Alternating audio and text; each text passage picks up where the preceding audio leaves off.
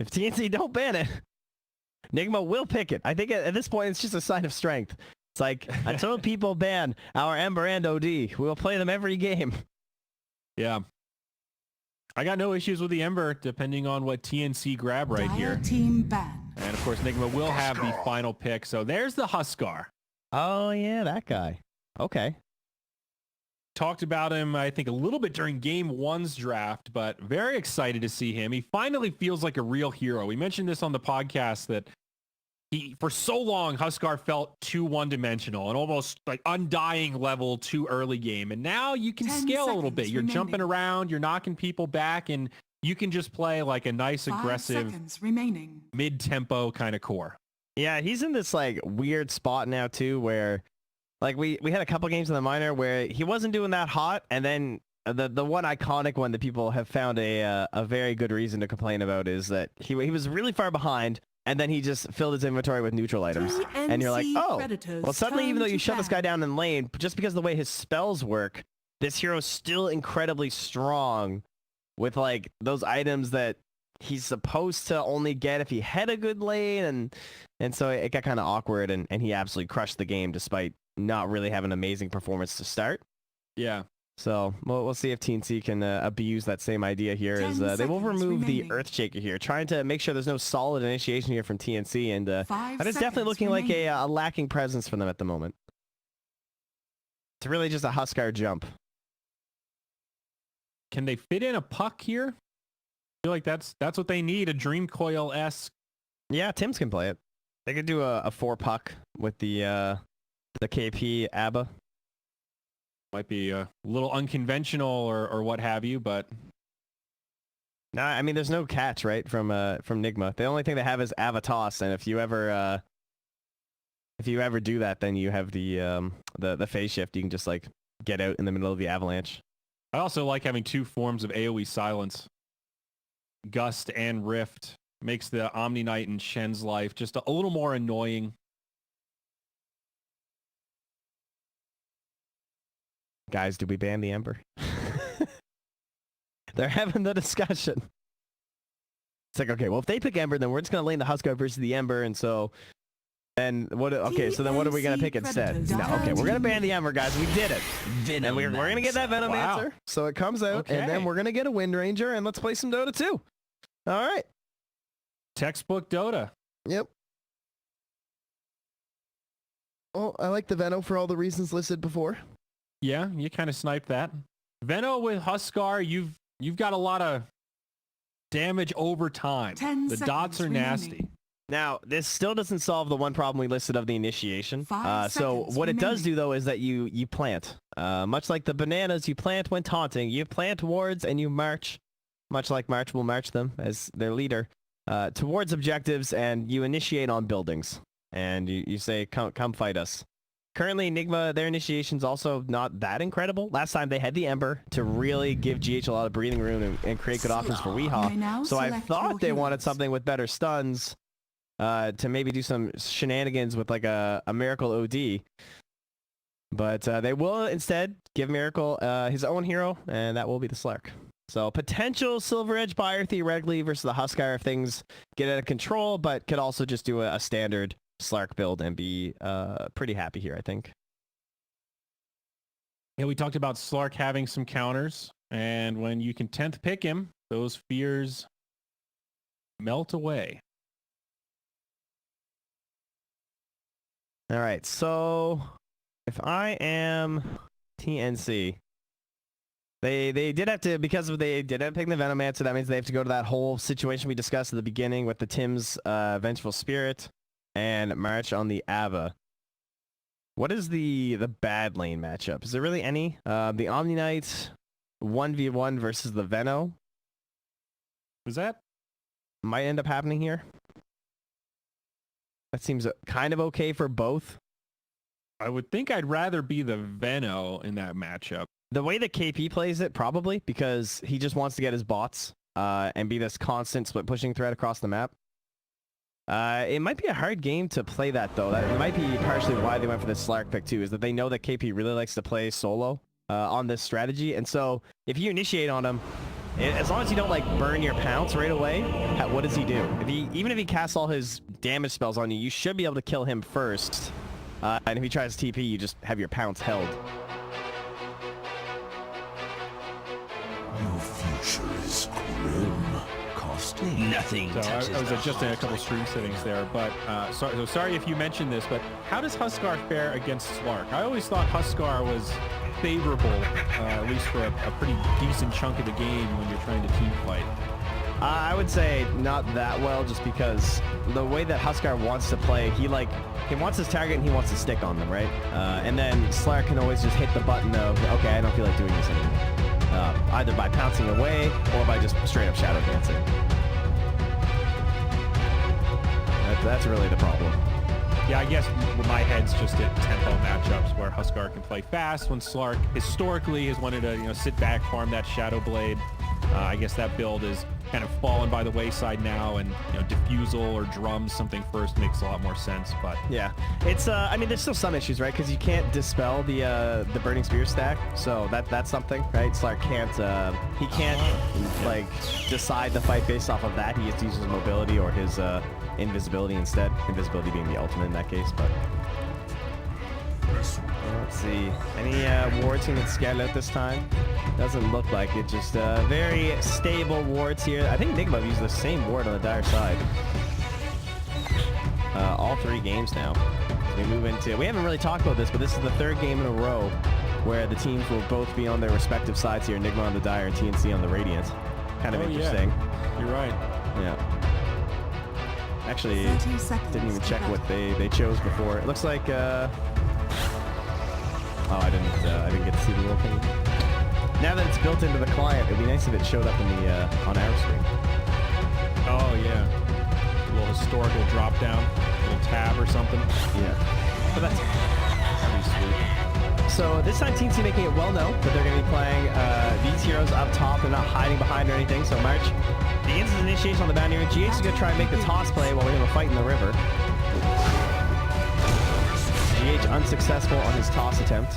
Goes to March indeed. Tim's getting chased down. He grabbed the one in the river also, but he'll live. Forced to take the essence early as Slark. You can't really go for the pounce unless it's like super guaranteed. So he'll just get 3 stacks to enjoy for a brief moment. All right, try up top. So it will be OD Huskar mid, which means bottom lane we will have Omni Knight starting up against a solo Drowned Ranger. Yeah, we'll see how this gets shifted off. Of course, the same thing again. KP in the Radiant off lane, helped out by both supports right away, and it looks like they just try and burn a ton of HP every time. Then they kind of analyze the situation, say, okay, has anyone moved? Okay, well, then we'll just do it again, because they're going to wait for you to make the rotation out here. They're happy with this Drow versus Omni. Yeah. And TNC also have the advantage in this 3v3 up here. Chen, okay in these tri-lane matchups, but probably not the dream. Veno, incredible, just with that poison over time, mitigate the regen. Very annoying hero in these early stages. Yeah, again, it's just a direct counter to the Chen, that Divine Favor buff, so very helpful. And, well, it will be the Radiant who blink first. Tim's will make his way down here. Now, the hard camp has been blocked off here, so Tim's is going to peek out. Uh-oh, it's blocked. Well, shoot. Now my whole rotation was pointless, and I need a sentry set down here right away, because now my control is going to get 3 more waves guaranteed here by the looks of it.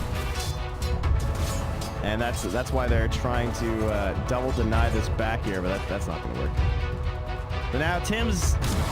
Oh, man, that's a painful rotation. Now he just hasn't done anything. So what's the play? He's going to taunt. He's going to stack the small camp and then pull that next time. But that 3rd wave, as we said, is now coming in here, and it's going to be in a good spot for my control. Meanwhile, how has his absence impacted the top lane? Not too much. The wave is coming after Miracle here as March went and grabbed the wave. So the 2v3 they're trying to not fight. They do find the leash, though. Toss back onto KP. Venomancer in nice. trouble. That's a strike for Miracle. Yeah, Curl with the Purge Creep. Gets him again for the double. Beautiful play there.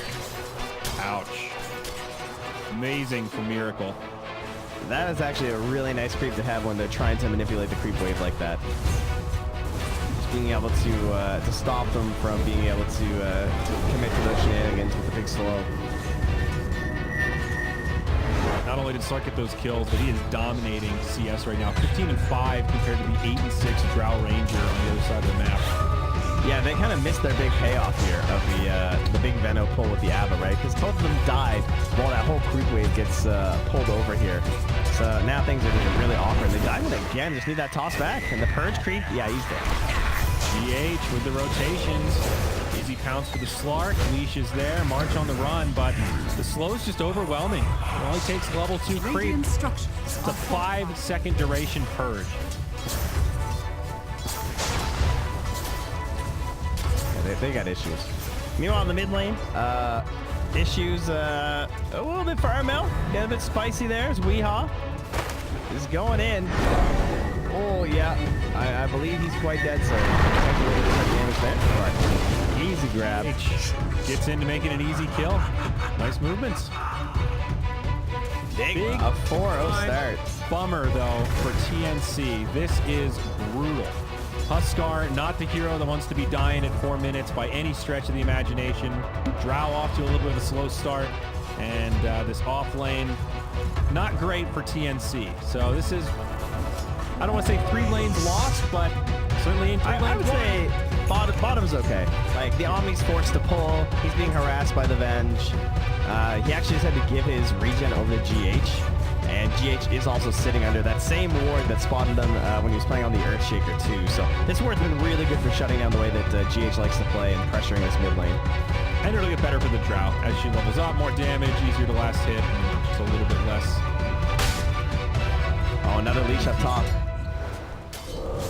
KP. Yeah, they're going to dive this and find another easy one. That Satyr Banisher is a hero. GH now with the toss. Has been killed. Gets March out of there. What happened? Where did Miracle's courier die? Not sure. Must have been a couple flag wards. Yeah, there were 2 flag wards right in the way. Okay. That's rough. I'll take that. They're gonna get at least 2 bounties top, I think. Oh no, March is cutting through. Oh no! Oh, the deny. Very nice. Still only a level 2 Ava. There's the shield. Toss to the creep. Trying to get the body blocks. March running into no man's land. It's probably out of mana, yeah. That is one thing about the Banisher that got nerfed a while back. You don't have that many casts of the spell anymore, but Kuro made the most of it. Basically unlimited, so yeah. It was a little broken. I think we're in a much better spot with it. You can send him back to the well, though, right? It's probably not worth it, but you could in theory. Yeah, theoretically. Likely to find another one. Run him home. Go, little guy. That whole time, Mind Control did a nice pull all the way back to his tier 3. So he's gotten level 4. Not really stopping the Drow from farming, but still being a little bit disruptive, making sure he gets something. Playing it as well as he can. Miracle forced to TP home there. But it's a chance, so of course that's completely fine. And back he comes. Toss, double damage on Weehaw this time. Trying to body block March. There's the Aphotic Shield. Miss. Man, that's going to be a 5th assist for GH. He is making life so good for his teammates right now. Part of 5 of the 6 kills. He's not going anywhere. He's just going to run at our melt. The Avalanche is back. There was a second courier there. Double damage rune. Still has a decent duration. Scary to trade with, and Armel gets burned. Nice Sanity's Eclipse. Weehaw ends up with a double kill. Oh no, 7-0. The gold lead isn't that big, but NIGMA are in control here, Trent. Yeah, they're having a good one here. That was a 938 damage very quickly. Onto that Huskar from the OD. 7-0. I mean, the net worth is still even, so nothing too crazy. I'm going to assume that the XP is quite different if I pop that open, though, and indeed it is. It's about a 1k lead. Mind Control getting chased down, moves into the trees. Tim's just can't quite get there in time. Close call, though. This is going to be kind of similar to game 1, where TNC really want that good fight around like 10 to 15 minutes. That'll be sort of their peak timing, trying to fight before the Diffusal Blade on the Slark, before the Aghanim Scepter on the OD comes out, and these heroes, like, you've already got the double Wraith Band for Gabby now, who wants a couple neutral items. Huskar gets a Poor Man Shield. That's a great one to get. Is he stopping at 2 bracers? He is. Only going to go for the 2 bracers. So what's the armlet? A bit of a rougher start. I mean, 3 bracers can be a bit of a tough commitment with in case you get like really good neutral items. And I think the armlet just enables this hero so much. I have trouble arguing against trying to prioritize it. Man, Kuro is a loyal guy, you see. He still has that Banisher. Said, dude, I'll just wait. You just regen. Oh, you see what he's done here too? He's softening up his Mud Golem. He's got the Harpy now. Radiant structures are fortified. I want to see the Kuro big brain play where he like weakens the Golem and then denies it after casting the spell. That's huge. Tier 1 5 heads. Bottom. Shot by Gabby. No deny attempt. You know, speaking to Chen creeps that have gotten the mana nerf, the Harpy, 50 mana on Chain Lightning, she's got 150. Didn't she used to have like 400 mana? It was something insane. You could actually cast it like 11 times or something. I remember watching Chen's get this creep and just shove it in the mid lane. Yep. And I don't know what you do. 3 seems reasonable. It was amazing it wasn't done more, frankly. It was definitely broken. Yeah. There was some code of honor that just stopped people from doing it, I guess. It's the only explanation I have. I don't know. It had a pretty long cast range too, so if it was a melee hero, you just couldn't really kill the Harpy. Ooh. Well, that net worth, it has flipped over. Kills mean nothing in Dota 2, it seems. Now, mind you, XP is that big factor. Now it's a 2k XP lead. And I know my good friend Dota Plus is a big fan of XP leads versus gold leads. Not today. Not today. I believe it has TNC's favorite still right now, right? Yeah. By 2%. Well, 4%, I suppose. NA math, this could be the XP recovery. No, Kuro comes in. Repel, he'll grab that outpost, and of course down bottom. Radiant have already secured. Radiant's middle tower is under attack. And spread.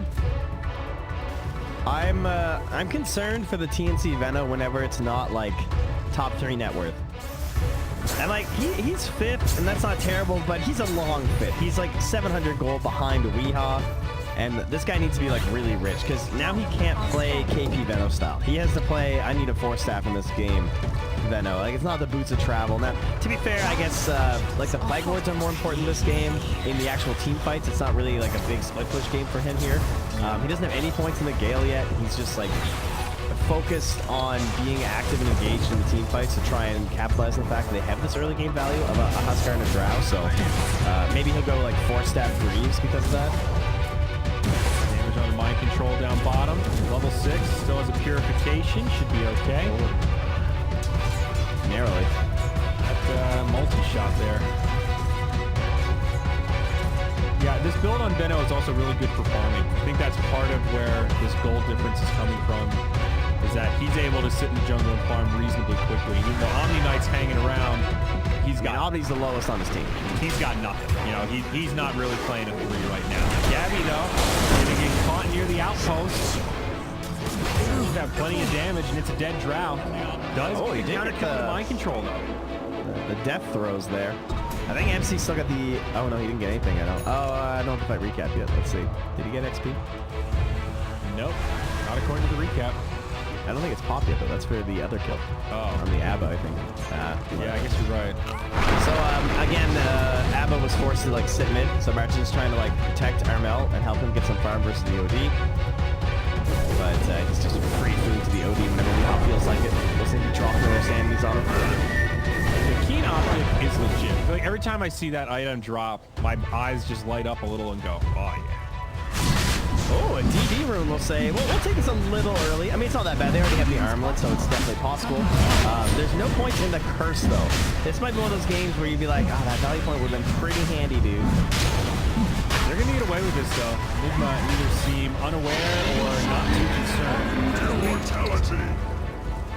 There you go. I mean, they did just Sanity's march in the mid lane, so their ability to fight into that is going to be pretty weak. Radiant's bottom tower And is under it's actually not going to be the force staff there. KP, in unusual fashion, finishes the medallion after killing Roche. But just identifying that he can help protect his teammates from the Slark by using that medallion. And now he wants a Solar Crest after that too, to just buff up his Huskar and his Drow. Okay. I wonder why he didn't get Force Staff. Is someone else getting Force Staff in time for the Slark, or are we just gonna fight it? Drow's going for the Hurricane Pike.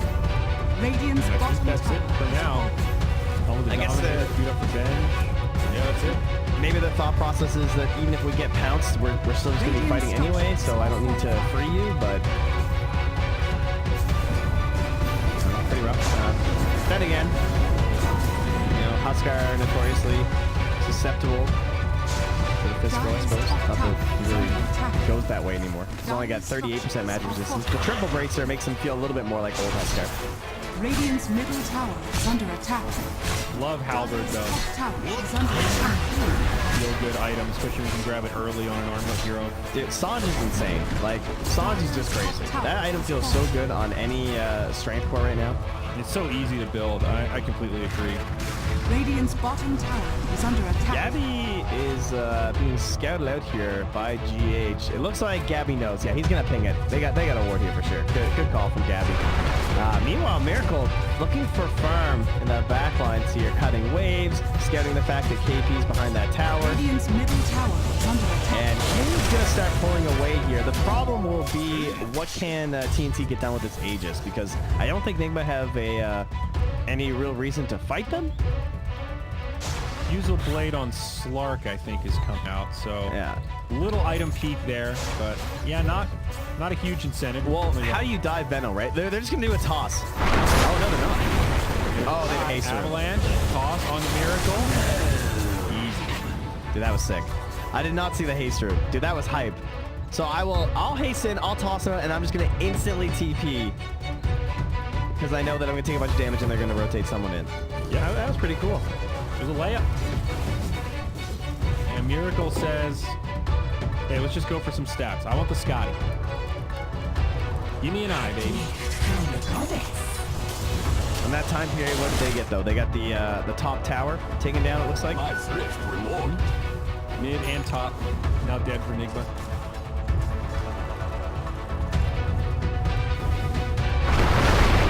Radiant's bottom GH tower now. is under attack.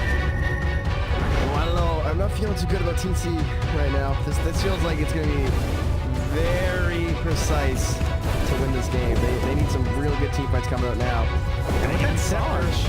And a clumsy net. Dude, get the hell out of here. Oh, and Essence Ring? Like, Essence Ring went from, like, bad item to, like, kind of busted item. Dark structures are fortified. The OD is in a pretty good spot right now. I'm not going to lie. I would be a little scared if I were TNC. Yeah, you should be. Yeah, passing that over to GH. They've gotten some great neutral items. Now, I just want to point out that Huskar has 1/3 the mana of an OD with 2 points insanity. So just keep that in mind during the next team fight. Under attack. Yeah. Oh God. Lunges up. Is he? I mean, he has the Aegis. They might not want to drop it. Oh, he's stacking that info. My thanks. Radiant's middle tower Slowly is under moving. attack. TNC really want to pick a fight, but they're being very cautious about how they go about it. Good positioning from NIGMA as well, not really giving them an opening. And NIGMA are not overreacting. They've got 2 heroes out in the lanes just continuing to Radiant's pressure. middle tower has fallen down. They don't have any catch though, as you can see. Like, this is why Disruptor feels kind of good in these lineups. Like, if they could have gotten a swap or something, like some of these heroes were just playing so close, but they have no way to punish that. Radiant's middle tower Okay, is so it's a lot of green diamonds up top there for NIGMA. The ultimates are there. Oh, this is scary. How much time is in this Aegis? There's only 20 seconds left. This is a very scary time to fight. Miracle. Moving on the front lines. Oh, you know NIGMA's timing this, dude. 10 seconds left on that Aegis. Weehaw's gonna dump it on him. Heavenly 6 seconds. Oh, dude, I got Wonders. screwed. Miracle needs to be a little careful. There's the ultimate. Get him, Weehaw, go! Oh, here it comes. There it goes. Someone force sap me. Oh, they don't have any catch on the side of NIGMA. All right, there's the reset for Huskar. And TNC might just back out without the Aegis. I don't think they're nearly as confident. And there's the retreat. I'm really glad they didn't try and force that. Because if you end up losing that Aegis on that high ground, then you are just going to get sanities and absolutely blown up. Yeah. And now he has the halberd too, so another big improvement for the hero. Certainly great against the OD. I mentioned the Ags with the Astrals. Mitigates it a little bit, but... Oh, they got the fangs on Huskar though. That's a nice item.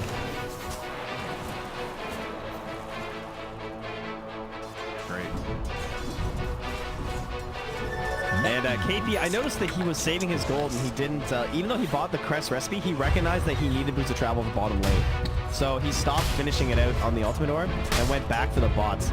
Very annoying because of like the sunk cost fallacy going on, but I'm glad he didn't fall victim to it because he recognized that I don't need Solar Crest right now. I really need boots of travel. Here comes Miracle though, double damage rune. This is scary, right in onto the Huskar.